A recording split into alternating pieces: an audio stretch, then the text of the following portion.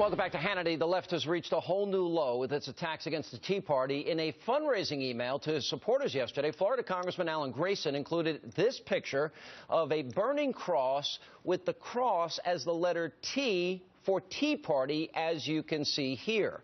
Now, there are people wearing white hoods standing around the cross, and under the image on the mass email, it read, quote, "Now you know what the T stands for." Now, earlier today, we reached out to the congressman's office for a response. We received a bizarre, rambling diatribe from the Congressman Grayson himself, including a series of unsubstantiated claims about what unidentified Tea members have allegedly said over the years. The statement concluded, quote, "There is overwhelming evidence that the Tea Party is the home of bigotry and discrimination in America today, just as the KKK was for an earlier generation. If the shoe fits, wear it." Pretty unbelievable. And to make matters worse, this all comes only a few days after the liberal lawmaker said this about the Tea Party. I think that ordinary Americans are with the president. They're appalled by the Tea Party's tactics, where they come to the president and the Congress and say, if you don't let us steal your car, then we're going to burn down your house. They're appalled by the way the Tea Party cheered on the shutting down of the government, cheered on the fact that we put our credit at risk for a generation to come.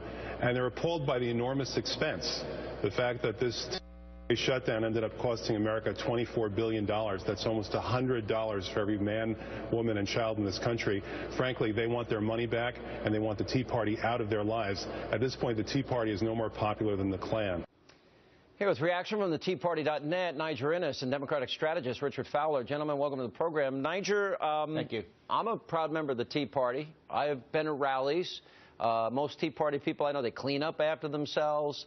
I've never heard any bigoted statements. There are people of all racial backgrounds in the Tea Party that I know and that you know. What's your reaction to that? I'm a leader within the Tea Party movement. Yes, you are. And I'm a rock star in most places where the Tea Party operates, and That's I come true. out to speak. There's no question about it. Look, Sean, you know this. For years, I've been talking about this phenomenon called the Al Sharptonization of the Democratic Party, which ironically Al Sharpton doesn't even do anymore. But these guys are into racial demagoguery, into the most coarse race possible. That's why I want your viewers to stop this and join me in stopping this by going to my website, NigerInnis.com, and sign the petition to end race-baiting racism, because it is racism.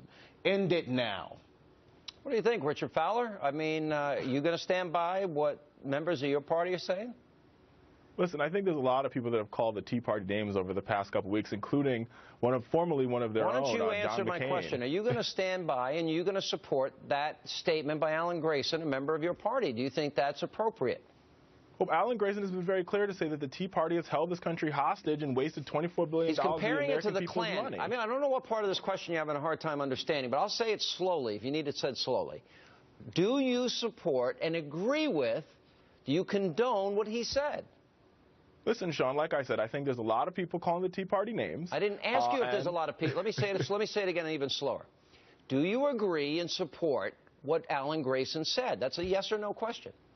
Well, I think what Alan Grayson is saying, and where I agree with Alan Grayson, is that the Tea Party's popularity rating is close to the rating of the Ku Klux Klan. I didn't ask what the popularity rating is. You notice, Niger, he doesn't want to answer this question, does he? This is an easy question. You know, I actually understand why Richard is doing what he's doing.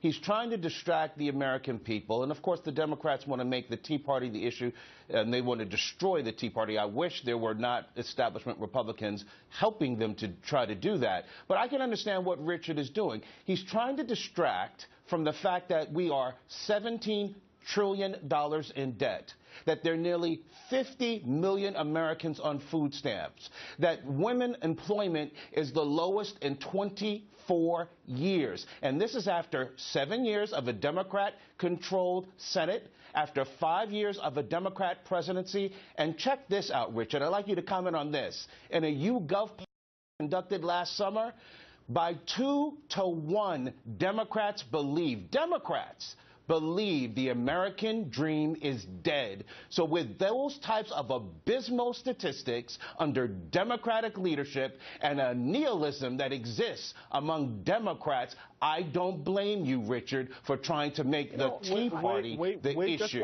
Wait just one second. The reason why the American dream is in peril has everything to do with the fact that what we've seen from this Republican Party is they've trampled on women's rights when they refused to pass the Violence Against Women's Act. They've trampled on LGBTQ rights. They've trampled on the rights of African Americans by not renewing the Voting Rights Act. The reason the economy is not doing well is because Republicans have trampled on the rights of women. Is that what you're really saying? That is just dumb. That is just ridiculous. Wait a second, Sean. I'm going off the point that he made, that he said the American dream is dead, and how we're the ones that are causing trampled on the rights of women. hurting women and African Americans. That's just not true. Richard. All right, let me go back to the subject at hand. Hang on. John Boehner and the members of the House of Representatives don't get the work. They can't get the work done. Let me go back to the rhetoric, because the president says, you know, the Republicans want dirty air and dirty water, and they want to throw Granny over the cliff, and we see all those ads.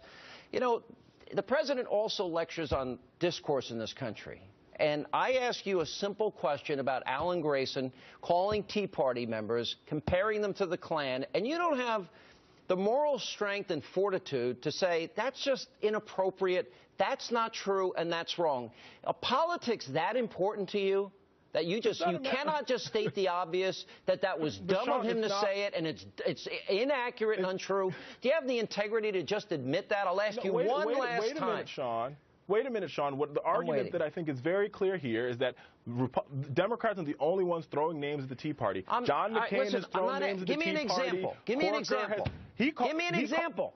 John McCain called the Tea Party out and called them derogatory names You're not giving me. Give me a comparable example where some conservative in this country is referring to the president as John McCain called the Tea Party hobbits last week.